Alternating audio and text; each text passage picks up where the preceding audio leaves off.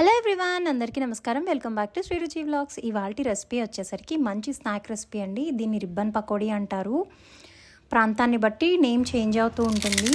So ఇలా క్రిస్పీగా చక్కగా క్రంచీగా వస్తాయి రిబ్బన్ పకోడీ. నేను చెప్పిన మెజర్మెంట్స్ కానీ ఫాలో అయితే సో తప్పకుండా ట్రై చేయండి. ముందుగా ఒక 1/2 కప్ వేపిన శనగపప్పు లేదా పుట్నాల పప్పు అంటారు కదా, దాన్ని మిక్సీ పట్టుకున్నాను. నెక్స్ట్ 2 కప్పుల బియ్యం పిండి తీసుకున్నానండి నేను. దాంట్లోకి మనం మిక్సీ పట్టుకున్నటువంటి పుట్నాల పప్పు పొడి, అలానే ఒక 1/2 కప్ శనగపిండి వేసి అందులోనే ఒక టేబుల్ స్పూన్కి ఇంకొక 1/2 వేసుకుని కారాన్ని బట్టి వేసుకోండి. మీకు నచ్చినంత వేసుకుని దీన్ని ఇలా జల్లెడ పట్టుకోవాలి.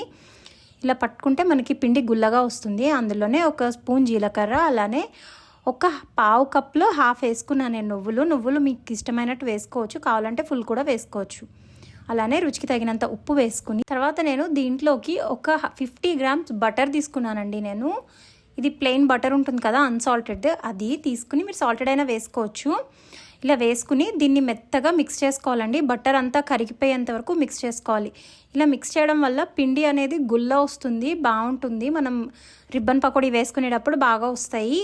బటర్ మొత్తం కరిగిపోయేంత వరకు కలుపుకున్న తర్వాత బటర్ మొత్తం మెల్ట్ అయిపోవాలండి. పిండితో బాగా కలిసిపోవాలి. కలిసిన తర్వాత ఇందులో కొద్దిగా వాటర్ యాడ్ చేసుకుంటూ కలుపుకోవాలి.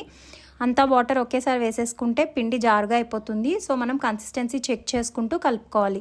వాటర్ కొద్దిగా యాడ్ చేసుకుంటూ నాకైతే 1.5 కప్ వాటర్ పట్టాయి. దీంట్లో బేకింగ్ సోడా అలాంటివి ఏం వేయమండి, ఎందుకంటే మనం బటర్ యూస్ చేసాం కదా, సో గుల్లగా వస్తాయి. పిండి మనం వాటర్ వేసుకొని కలుపుకునేటప్పుడు ఈ కన్సిస్టెన్సీ వచ్చేలా చూసుకోండి. ఈ కన్సిస్టెన్సీ వస్తే సరిపోతుంది. ఇలా కలుపుకున్న పిండిని మనం ఏం పక్కన పెట్టక్కర్లేదండి, డైరెక్ట్ వేసేసుకోవచ్చు. మనం బటర్ వేయడం వల్ల చాలా గుల్లగా వస్తాయి. కన్సిస్టెన్సీ ఇలా ఉండేలా చూసుకోండి. ఈ లోపు స్టవ్ పైన ఆయిల్ పెట్టుకుని హీట్ చేసుకోండి. ఇలా జంతికలు చేసేది ఉంటుంది కదా, అది తీసుకుని ఈ రిబ్బన్ పకోడీకి ఇచ్చేది ఉంటుంది కదా జల్లెడ, అది పెట్టుకుని దీనికి ఆయిల్ అప్లై చేసుకోండి. ఆయిల్ అప్లై చేసుకుంటే ఈజీగా దిగుతుంది పిండి.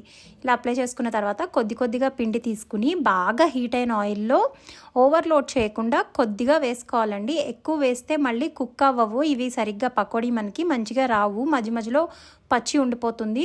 సో ఎప్పుడైనా మూకిల్లో ఓవర్లోడ్ చేయకుండా కాస్త దూరంగా వేసుకోండి. ఇలా డ్రాప్ చేసుకోండి. మీరు కావాలంటే ఇక్కడే బ్రేక్ చేసేసుకోవచ్చు, తర్వాత తీసిన తర్వాత అయినా బ్రేక్ చేసుకోవచ్చు రిబ్బన్ పకోడీని.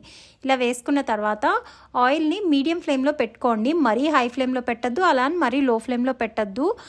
హై ఫ్లేమ్లో పెడితే మాడిపోతాయండి. మనం కారం వేస్తాం కాబట్టి ఇది కలర్ కూడా త్వరగా చేంజ్ అయిపోతుంది. సో మంచిగా వెంటనే కదపద్దు. వేసిన తర్వాత ఒక 5 మినిట్స్ తర్వాత అప్పుడు తిరగేసుకోండి. ఇలా మంచిగా లైట్ గోల్డెన్ కలర్ వచ్చేంత వరకు ఫ్రై చేసుకొని తీసేసుకోండి. ఇంకేమైనా పచ్చి ఉంటే మధ్యలో వేడికి మగ్గిపోతుందండి. కలర్ కానీ కాస్త ఎక్కువ వచ్చిందంటే మాడిపోయిన టేస్ట్ వస్తుంది మనకి. సో చూసుకుని తీసుకోండి.